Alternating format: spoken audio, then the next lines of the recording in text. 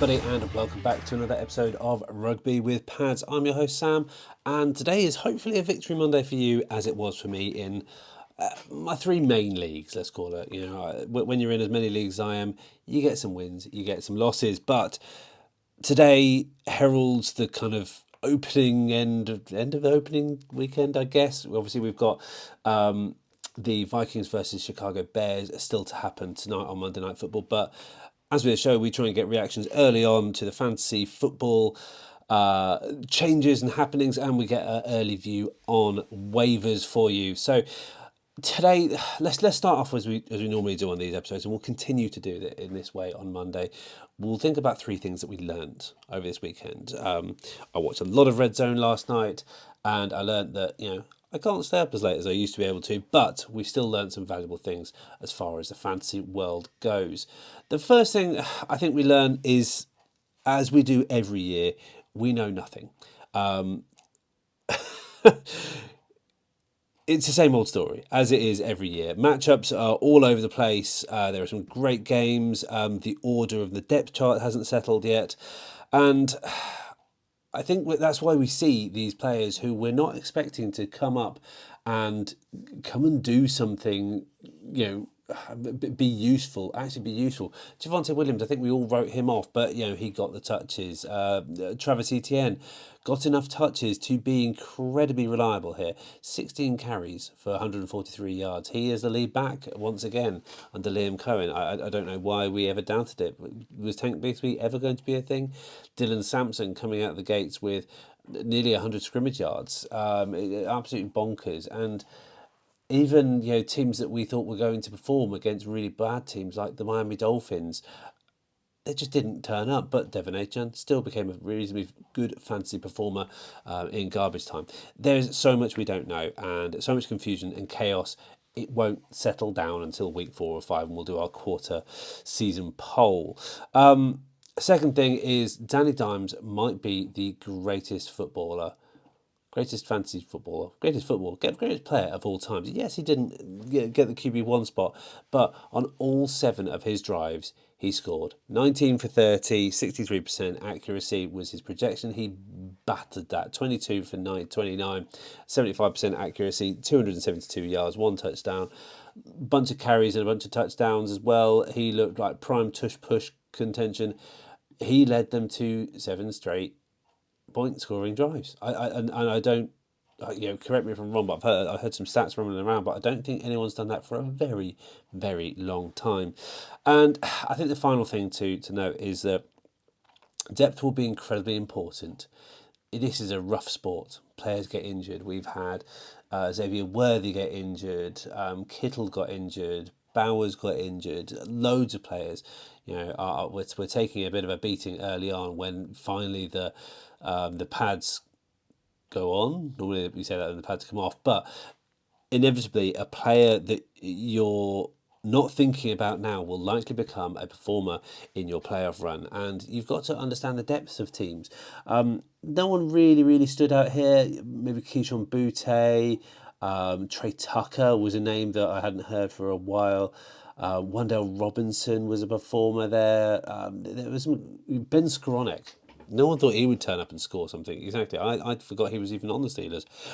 Although I keep seeing him pop on social media talking about Aaron Rodgers' headphones. Anyway, let's talk about some players that I want to talk about this week. And I'm going to start off. I've just got a list of players that I want to talk about. Players that I had takes on, players that I thought were great, players that I think you should take a look at in your starting lineups moving forward. Deebo Samuel was one of the kind of leaders in the clubhouse. I see his name here. I don't see Terry McLaurin anywhere to be seen here, unless you can correct me otherwise. But he had an absolutely fantastic game. He scored a touchdown on a 19-yard run, his only run of the game, and that hits my predictions as well. 7 for 77, 11 average. Absolutely amazing game. Well outperformed his projection. Zay Flowers, absolutely amazing game, or I think that's more circumstances. That became an absolute shootout. I need to go back and watch that in full because that seems like a great game. Keon Coleman does become the number one in that offense. I did predict that. I didn't predict him doing that well, though. Another player that I predicted to do very well and early doors. I didn't think it was going to be this early doors, but not a wide receiver, a running back. Zach Charbonnet absolutely outshone his competition over there in Seattle. If I can find him anywhere on this list, I never know where they are. But Zach Charbonnet, 10.7 points. It's not too bad, but I think the encouraging thing is he had 8 carries for. Oh no, sorry, he had 12 carries, sorry, for a 4 yard average, nearly 48 yards, 47 yards here. Compared to, if I try and find Kenneth Walker, compare his stats, he had 10 for 20, way more efficient, way more trusted, I feel. And maybe as an opportunity side of things, I need to go back and look at when those were. But Zach Charbonnet was about. It'd be interesting to see his usage stats when they come out on Sleeper. Sleeper's really good, by the way, at looking at snap percentages. But those are the guys I really want to talk about. There's some great players I would think about elevating in your lineups. Fields obviously showed that he can do it on the ground. And I think he is playing. Where are the Jets playing? The Jets playing Buffalo, who do not have a vaunted defense. Obviously, they went up against a very good good team yesterday night and won out. But Buffalo Bills are not known for their defense. They're going into the Meadowlands. Fields is another running quarterback who could cause a nightmare. Lamar did great yesterday. Penix was great, and I did say he was sneaky good on his feet. Javonte Williams is interesting. Dylan Sampson coming out of nowhere. I don't think anyone expected him there. I think Quinton Judkins was a healthy scratch, so he ended up playing. J.K. Dobbins was great and had in his he had a decent amount of the ball there, although it was great to see RJ Harvey cracking off a 50-yard run. Bill, Ja'Cory, Krosky, Merritt, absolutely fantastic showing, 10 for 82, a touchdown, 14.2 points. The hype was real there, and he is definitely getting more running reps than Eckler is. Eckler more so in the passing game. Quentin Johnson, for Christ's sake. Wide receiver 3 on the week so far, 25 points, 2 touchdowns. Yes, he wasn't targeted a huge amount, but he did definitely get a lot of work there. But you're also looking at Keenan Allen, who wasn't on your team as well. Emmanuel Egbuka, is it Emmanuel? No, what's his actual name? I can't remember. But he got 2 touchdowns, I believe, Egbuka. I can't even find him here. I don't know where he is. Emeka Egbuka, there we are, not Emmanuel. Apologies. He's probably sitting on your bench as your wide receiver 3 or 4. You need to level him up, especially with Chris Godwin out. Daniel Jones, we already talked about him. Hollywood Brown seems to become the de facto number 1 option with Rashee Rice and potentially Worthy out as well. Michael Mayer, worthwhile keeping tabs on him as well. He came in relief with a few clutch receptions as well, and the tight end room was appalling. I don't even want to talk about Mark Andrews, who I hyped up massively, but Juwan Johnson became an absolute favoured target. 8 for 76, no touchdowns, but he became a safety valve for Spencer Rattler, who did not look bad. If we take a look back at who I said was going to be good and was I particularly right or not, I said Hockenson was going to be right. We'll see, have to see there. Jerome Ford was going to be rubbish. I was correct there. Engram, I think he went out the game injured, so I think I was kind of there. Tesla did say pick up, and he did score a touchdown. It wasn't garbage time. I can see him getting worked into more sets, especially after that spectacular catch. I think it's really interesting to see what happens. T-Mac did well. Tank Bigsby, I'm whiffed on. Lab McConkey, I definitely hit on. Chubb didn't really do anything. He is going to be the lead back, but he's a pickup, but I don't see him doing fantastically there. Olave was okay. DK kind of disappeared. Does anyone know what happened to DK? Yeah, I feel like he was taken over, but he did average. I didn't really fancy starting him this week. I just thought it was going to be difficult. He was outperformed by Calvin Austin, not in targets, but yeah, it was a very spread offense than that game. Ken Walker, I was right. He disappointed. McLaurin disappointed as well. Didn't really see him. Russ, but disappointed as well. I had him doing well, so there's even questions about whether he will be the lead, the QB for the Giants moving forward. We'll have to see. So all in all, I think a pretty successful week. I'll post my wins and losses on the socials coming up soon. But you came here, and we'll get to the point. You came here to talk about who you want to pick up this week in your in your waivers, and I'm going to try and give one player from each position and then a flex player. So we'll give you 5 players to work from. I think the obvious pickup, because he's incredibly available, is Danny Dimes, available in 95% of leagues on ESPN. I'm going by ESPN because it's a bit more difficult on Sleeper because you get so many keeper leagues. So the league's so deep. He's very heavily rostered in the keeper league because everyone goes to QB on the dynasty. He's got, yet to see what's going to happen in Denver, but Miami was going to be an okay defense. Denver could be okay. He's got legs, and I think that's maybe where Tennessee failed to capitalize upon it. Daniel Jones can capitalize upon that. I think he's better than advertised. Give him a go. Yeah, if you're streaming, he's a decent streaming option. He will be readily available to you.